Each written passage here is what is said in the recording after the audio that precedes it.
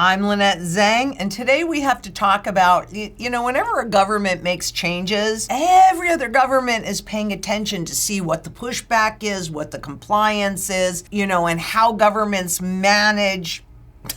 manipulate their way to get what they want. Now, certainly one of my most favorite countries, and I'm going back in November with As Good as Gold, Australia, is Australia. And I love the people, I love the country, but I can't say that I love the politics, but I don't get political.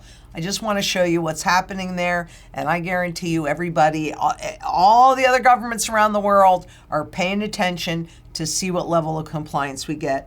Let's just rock and roll hoochie coo. Because governments just modify things to get permission, right? To get approval. Australia amending digital ID bill to ensure Senate passage. Language has been added to clarify that the digital ID is voluntary. Yeah, so are American income taxes. Did you know those are voluntary? Okay, I think that's the same way in here. But in response to dissenting remarks in a Senate committee report expressing concern about requirements being added in the future. Oh no, they would never do such a thing. But I want to remind you that in 1862, in the U.S., our Congress passed the first federal income tax law to ease the burden of Civil War debts. This early tax was a progressive tax. It applied only to people who made more than $600. That should be a good indication of how far down the dollar has come in terms of value, purchasing power value. But that ensured that the tax was based on a citizen's ability to pay. The government relied on voluntary compliance with income tax. So everything is set up as voluntary, but then again, if you don't comply, what are the ramifications of non-compliance, right? They can come fast, furious. So, of course, the digital ID bill passes Senate. Oh, isn't that awesome? But don't worry, it's voluntary. Yeah. In June 2023, the federal government announced it would be winding down the country's check system and that it would phase out government uses of checks, so that's a hard copy, by 2028. These are the potential stage transition plans for checks in this system. So take a look at it. 2025, they cease issuance. They cease issuance of commercial and government checks.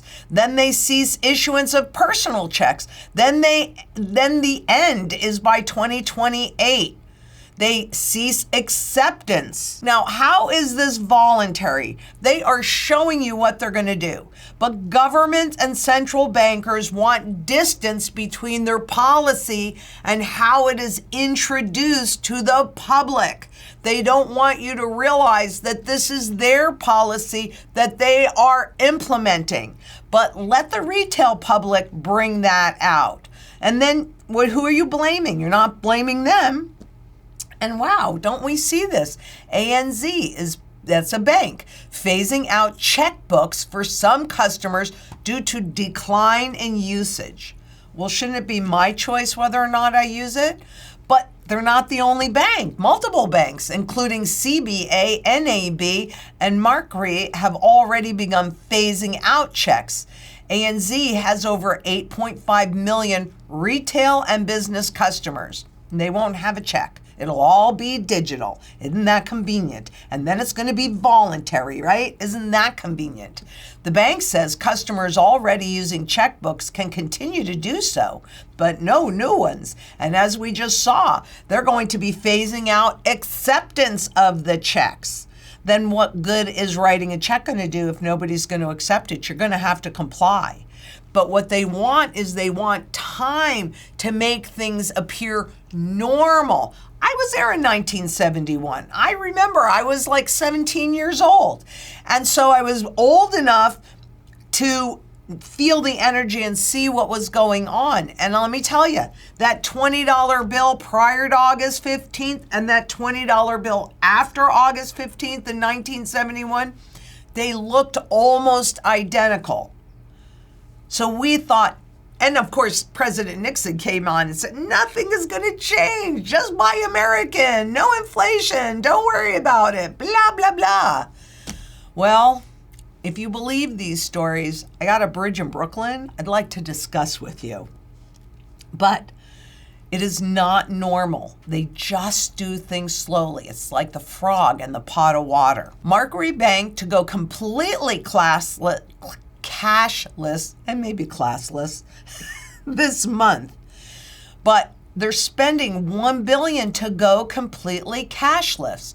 This shift follows other major banks as they transition toward digital-focused banking. So yeah, again, voluntary, not voluntary. Australians spend up to $4 billion a year in hidden tap and go surcharges. Who does that benefit? That benefits the banks, right? If every single transaction now has to go through the banks and you can't pay for transactions with cash or with checks, guess who's being supported here? Is it Main Street or is it the banking sector? I vote the banking sector. And that is not really good for us, right? It just adds more hidden costs. And as long as you don't see them, that's why the inflation tax was so important when they put in the laws around, around money, right? When they created this fiat system. Because who understands inflation? Even our central bankers admit that they don't understand inflation, but yet they're the ones that are supposed to be controlling and moderating it. Phasing everything physical out, which gives a concentration of power to the central banks, to the banks themselves, making everything that you do more important. Don't you think that's why gold and silver should be in everybody's portfolio? That is real money, that is absolutely outside of the system. You hold it, you own it outright, and it runs no counterparty risk. What do you think when everything is digital? You think there's no counterparty risk there? It's all counterparty risk, because the bottom line is, and you guys can say it with me, you do all the time, if you don't hold it, you don't own it. It makes owning gold and silver in Australia that much more important, but everywhere in the world. Because all of the central bankers, all of the governments are watching to see the level and the ease of compliance. Can they pull this out? And some people think that they actually own gold. The super retirement approach, which in this country is Social Security, IRAs, pensions, right? Over 2/3 of Australians with a superannuation fund feel optimistic about their future, although almost half acknowledge that they might need to make sacrifices to meet their desired retirement life cycle. Wow, lifestyle rather. 69%. 70% with a super would likely choose an allocation to gold if given the choice. 79% were aware of gold in their super and they're optimistic about retirement. But 33% of the people are not invested in gold and were aware that supers can invest in it. So they don't really want you to know, but you can do that. However, if you don't hold it, you don't own it. So even if you do gold and you do silver inside of your super, make sure that you hold some outside of that as well. Many have incorrect assumptions that they have exposure to gold in their default and or managed super, which in the vast majority of cases is not true. So you might seriously want to make sure that if you have the super, are you holding gold in there, physical? And by the way, can you take distribution of it, right? If you can't convert into the actual physical, then you don't own it. So let's take a look at spot silver versus the Australian dollar. Over 10 years, it's up, even in this manipulated market, over 100%. And look at the breakout. So in the Australian dollar, in the US dollar, we have not yet completed the cup formation, but they absolutely have in Australia. So the next phase of silver has absolutely begun. Now let's take a look at gold versus the Australian dollar. That's up 148, almost 149%, with that recent breakout. Again, going to new highs in terms of the spot markets. And that's what I'm talking about. Because the reality is that spot gold, that manipulated contract, made new record highs in every currency in 2024, including in the US dollar. Yet it remains cheap at these levels because none of it reflects the true fundamental value of gold. So the next phase of gold has also begun. And I don't care where you are in the world, I venture to say that this is true. And this is true because of what governments are doing to the value of their currencies by devaluing it. Every time they run into trouble, what do? They cheapen the value of the currencies until ultimately they have no value left. I have a $10 trillion Zimbabwe note. What can I buy with it? Not one thing, nothing. It's all the difference in the world. If you don't hold it, you don't own it. So great if you have some in your super, but make sure that you can take possession of it. Make sure that you have gold that is invisible in your possession. And for you guys in Australia, whom I love you guys so much. I will be there in November.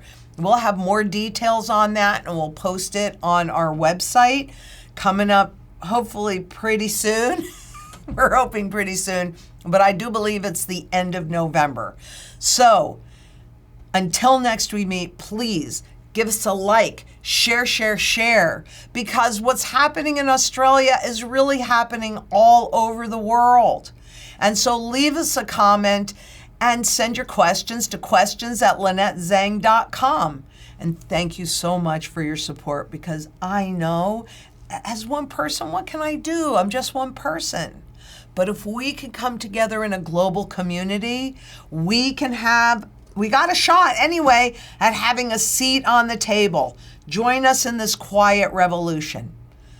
Turn this junk, right? This government debt-based junk into sound money. Physical gold, physical silver in your possession. And until next we meet, please be safe out there. Bye-bye.